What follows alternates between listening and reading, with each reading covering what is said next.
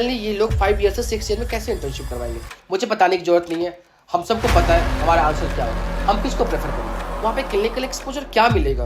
यहाँ पे सिर्फ ये कॉलेज डिग्री छापने की मशीन हुआ करती थी। वहाँ के लोगों के लिए वहाँ पे एक अच्छा ट्रीटमेंट नहीं है, एक अच्छा एजुकेशन नहीं है, उनको रशिया जाना पड़ता है। तो आपको क्या लगता है, क्या ये लोग आपको एक अच्छा एजुकेशन दे सकता है?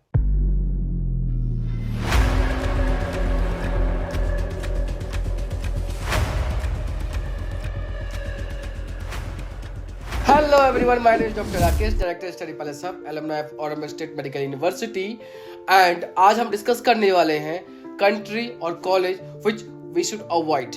ऐसे कॉलेज और ऐसी कंट्री जिसको हमें अवॉइड करना चाहिए। देखो गाइज, इस टॉपिक पे बहुत बड़ी वीडियो बन सकती है, कई घंटों की वीडियो बन सकती है, क्योंकि हर कंट्री की detail explanation and her college की डिटेल एक्सप्लेनेशन देना होगा क्यों हमें ये कंट्री और क्यों हमें ये कॉलेज अवॉइड करना चाहिए।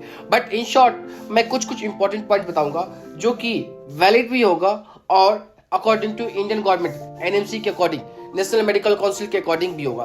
तो गाइस देखो, फर्स्ट ऑफ ऑल मैं एनएमसी की जो गाइडलाइंस है, जो क्राइटेरिया है जहां में एडमिशन लेने के लिए जो चाहिए, वो क्राइटेरिया को मैं रिवाइज कर देता हूँ। ऐसी कंट्री जहां की कोर्स की duration should not less than 5.5, it should include your 1 year clinical rotational internship. जिस कॉलेज में जा रहे हो, जिस कंट्री में जा रहे हो, वहां पे आपका एकेडमिक इंग्लिश मीडियम में होना चाहिए, और जहां आप जा रहे हो वहां से आपको लाइसेंस मिलना चाहिए और वहां पे प्रैक्टिस करने की परमिशन मिलनी चाहिए।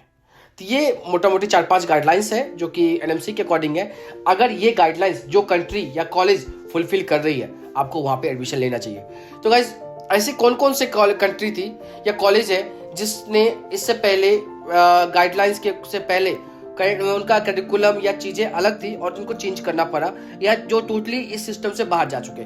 जैसे कि आपको पता होगा फिलीपींस में पहले बहुत सारे स्टूडेंट्स जाते थे, बट अभी स्टूडेंट्स एक भी नहीं जा रहे क्योंकि एनएमसी गाइडलाइंस को फुलफिल नहीं कर रहा। बीएस कोर्स था, कोर्स का ड्यूरेशन कम था, इंटर्नशिप नहीं थे, और अभी फिलीपींस में बच्चे जा नहीं रहे, तो फिलीपींस ऑटोमेटिकली बंद हो गया।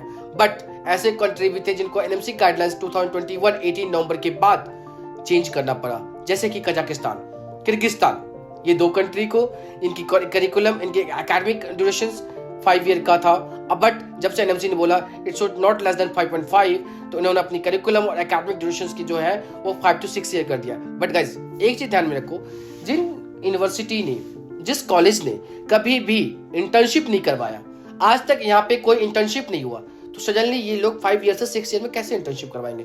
इन कॉलेज के अंदर में 5000 6000 स्टूडेंट्स जाते हैं। अब सोचो, ये सारे कॉलेज ऐसी सिटी में लोकेटेड होती है जहां की पॉपुलेशन ही 50 लाख है, 40 लाख है, वहां पे स्टूडेंट 5000 पर कॉलेज पर एकेडमिक ईयर में होता है। सोचो वहां पे क्लिनिकल एक्सपोजर क्या मिलेगा?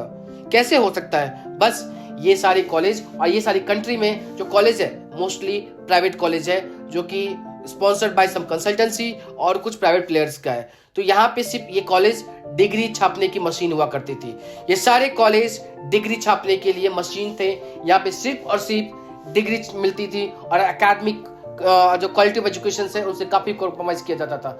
आप इंडिया में देख सकते हो, इन कंट्री के जो स्टूडेंट्स है, जो पास आउट है, इनकी क्लिनिकल एक्सपोजर, इनकी नॉलेज काफी कम है एज कम्पेयर टू इनकी जो क्वालिटी है ना, वो काफी कम है रशिया के स्टूडेंट से या रशिया में पढ़ने वाले स्टूडेंट से। देखो, इसको आप एक और तरीके से समझ सकते हैं। कजाकिस्तान, किर्गिस्तान के लोग या उज्बेकिस्तान के लोग या तजाकिस्तान, अजरबैजान के लोग अपने ट्रीटमेंट के लिए, अपने एकेडमिक के लिए, अपने हायर एजुकेशन के लिए, अपने अच्छे ट्रीटमेंट के लिए रशिया जाते हैं, इंडिया आते हैं। जब वहां के पास, वहां के लोगों के लिए वहां पे एक अच्छा ट्रीटमेंट नहीं है, एक अच्छा एजुकेशन नहीं है, उनको रशिया जाना पड़ता है। तो आपको क्या लगता है, क्या ये लोग आपको एक अच्छा एजुकेशन दे सकता है? नहीं। कैसे? जब उनके लिए खुद के लिए नहीं है, वो जब खुद ही प्रेफर करते हैं जो मैं जाके रशिया में पढ़ाई करूंगा या करूंगा वहां के स्टूडेंट्स, तो वो आपको एक अच्छा एजुकेशन कैसे दे सकता है? आप इसको दूसरे वे में देख सकते हैं, जैसे कि इंडिया के, आपके पास इंडिया है, बांग्लादेश है, नेपाल है, भूटान है, पाकिस्तान है, आप किसको प्रेफर करेंगे? मुझे बताने की जरूरत नहीं है, हम सबको पता है हमारा आंसर क्या होगा। हम किसको प्रेफर करेंगे? इसी तरह से तो गाइज, जब इनके पास क्लिनिकल एक्सपोजर के लिए हॉस्पिटल्स नहीं था, चीजें नहीं थी, इन्होंने एनएमसी गाइडलाइंस के बाद इन्होंने अपने एकेडमिक ड्यूरेशन को कम किया है। But suddenly with in 2 year के अंदर में इतना इंफ्रास्ट्रक्चर डेवलप करना और इतना पेशेंट फ्लो लाना पॉसिबल नहीं है। और दूसरी बात, ऐसे बहुत सारी कॉलेज, जैसे उज्बेकिस्तान, वहाँ पे टोटली अभी ट्रांसपेरेंट चीज़ें नहीं है जो एनएमसी के अकॉर्डिंग जो आपको लाइसेंस लेके आना है, उज्बेकिस्तान में आपको लाइसेंस मिलेगा या नहीं मिलेगा, तो ये भी अभी क्वेश्चंस हैं। दूसरी बात, कजाकिस्तान की बात करता हूँ मैं, वहाँ पे जो डिग्री थी वो पहले कुछ और मिलती थी, अभी कुछ और मिलती। जब आप इन डिटेल रिसर्च करोगे तो आपको बहुत सारी चीज़ें क्लियर नहीं मिलने वाला है, बहुत सारी चीज़ें कन्फ्यूजन है, और आपको कंफ्यूजन और डिलेमा में एडमिशन नहीं लेना चाहिए, क्योंकि it's all about your career. अगर कल जाके कुछ गाइडलाइन चेंज हो जाता है तो आपके लिए प्रॉब्लमेटिक है। देखिए, फिलीपींस में भी 2021 में जब गाइडलाइंस आए थे नवंबर में, तो बहुत सारे एजेंट 22 में भी एडमिशन करवाए थे, बट उस टाइम पे बहुत सारे लोगों ने बताया था जो स्टूडेंट्स को नहीं लेना चाहिए, लेकिन स्टूडेंट्स ने वहाँ पे एडमिशन लिए, एजेंट ने मिसगाइड किया, और फिर 2 साल के बाद जब पता चला बच्चों को 2 साल लाइफ के बर्बाद भी हुए और 2 साल के पैसे भी बर्बाद हुए। अल्टीमेटली बहुत सारे स्टूडेंट्स जिनके एडमिशन हमने खुद करवाए, स्टडी पैलेस हमने करवाए, वो आज रशिया में पढ़ रहे हैं। तो गाइस, आपको ऐसे कॉलेज, ऐसे चीजें अवॉइड करना चाहिए जो एलएमसी गाइडलाइंस के पैरामीटर पे, क्राइटेरिया पे, गाइडलाइंस पे फुलफिल नहीं करता। हाँ, बट क्या रशिया की सारी यूनिवर्सिटी अच्छी है?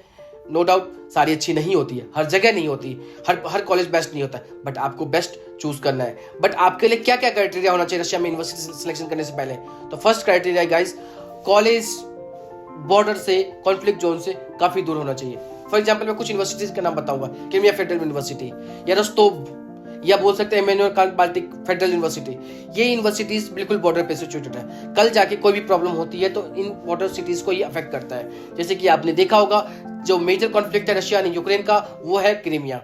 अभी भी आप थोड़ा सा किसी के भी रिलेटिव या किसी का फ्रेंड्स या नॉर्मली सोशल मीडिया पर सर्च कर सकते हो, क्रीमिया से अभी समारा के अंदर में 100 स्टूडेंट ट्रांसफर लेके आए। नोट, ये सिर्फ समारा की बात कर रहा हूँ मैं।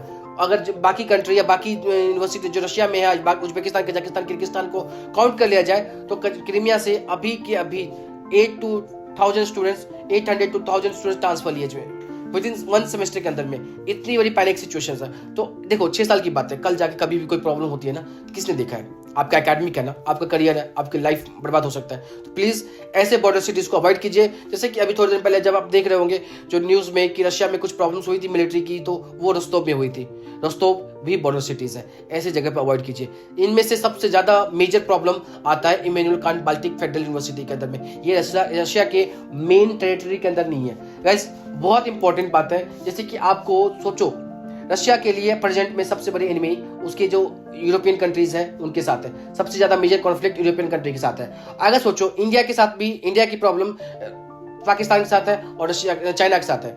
अब सोचो, इंडिया का कोई एक स्टेट पाकिस्तान के बीच में है, इंडिया का कोई स्टेट चाइना के बीच में है, ऐसे जगह जाना पसंद करोगे आप? उस स्टेट वाले लोगों का सोचो जो 24/7 इस खतरे में, इस डेंजर में रहते हैं कि उसके चारों तरफ सराउंडिंग में पाकिस्तान की आर्मी, पाकिस्तान के लोग हैं। कल जाके कुछ भी प्रॉब्लम्स होती है तो वो उनके लिए प्रॉब्लम। जब हम एक बॉर्डर को ही डिफेंड नहीं कर पाते हैं, तो जब चारों तरफ से आप किसी और कंट्री में जाते हो तो आपके लिए कितनी बड़ी प्रॉब्लम है। Immanuel Kant Baltic federal university एक रशिया में पोलैंड बॉर्डर और यूरोपियन कंट्री से घिरी हुई है, वो रशिया के टेरिटरी ही है, बट वहां पे स्टूडेंट्स को नहीं जाना चाहिए क्योंकि प्रॉब्लम्स है, वॉर जोन्स है, कॉन्फ्लिक्ट हो सकता है, प्रॉब्लम हो सकती है। तो गाइस, ऐसे यूनिवर्सिटी को अवॉइड कीजिए।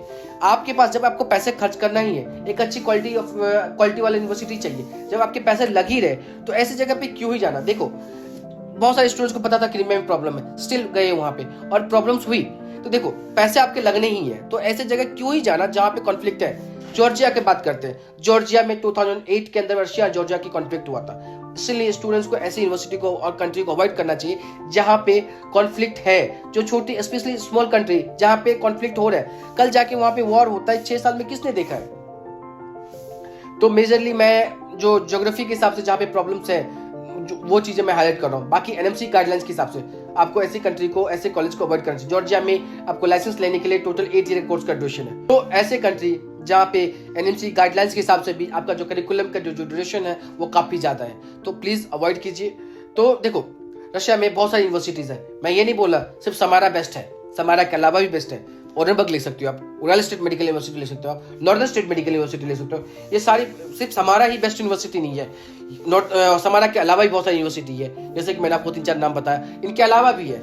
ऐसे यूनिवर्सिटी को आप कंसीडर कर सकते हो, one of the best options, क्योंकि ये सारी यूनिवर्सिटीज बॉर्डर से काफी दूर है, जहाँ पे एनएमसी गाइडलाइंस अच्छे से फुलफिल किया जाता है, एकेडमिक इंग्लिश मीडियम में है और स्टूडेंट्स का exposure, ranking, infrastructure, quality of education best है बाकी यूनिवर्सिटी कंपेरिजन में। सो गाइस, आप इन यूनिवर्सिटी को कंसिडर कर सकते हैं, लेकिन किसी भी यूनिवर्सिटी को कंसिडर करने से पहले आपको वेल रिसर्च करना चाहिए, अच्छे से इंफॉर्मेशन कलेक्ट करना चाहिए, देन ओनली 100% फुली सेटिस्फाइड होने के बाद ही आपको एडमिशन लेना चाहिए। और प्लीज अगेन मैं रिपीट करता हूं इस वीडियो में भी, आपको ऐसे यूट्यूबर्स को बच के अवॉइड करना चाहिए जो यूट्यूबर आपको बोले जो मुझे ऑनलाइन पैसा ट्रांसफर करवा तो मैं कॉलेज में डायरेक्टली एडमिशन करवा सकती हूँ। प्लीज ऐसे यूट्यूबर्स को अवॉइड कीजिए, क्योंकि देखो इस बात को कोई डिनाई नहीं कर सकता कि रशिया में किसी भी यूनिवर्सिटी में एडमिशन लेने के लिए आपको किसी न किसी जो ऑफिशियल कॉन्ट्रैक्टर है या किसी न किसी ऑफिशियल एजेंट है जो जिनका डायरेक्ट कॉन्ट्रैक्ट है उनसे एडमिशन लेना ही पड़ेगा। चाहे आप उनसे डायरेक्टली एडमिशन ले सकते हैं या किसी न किसी सब एजेंट या कंसल्टेंसी फर्म के थ्रू ले सकते हो। जब आपके पास जब डायरेक्ट कॉन्ट्रैक्टर है, जो कंसल्टेंसी फर्म है, तो उसके थ्रू ही एडमिशन ले सकते हैं। आप इजीली यूनिवर्सिटी की वेबसाइट पर जाके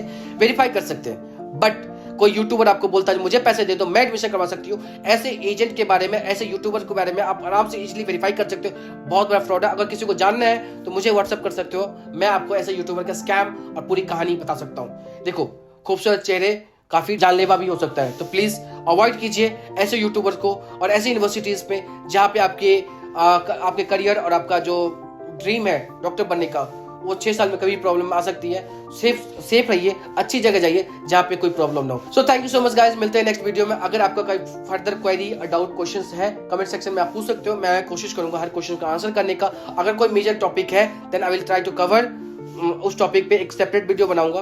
तो मिलते हैं नेक्स्ट वीडियो में, गुड बाय।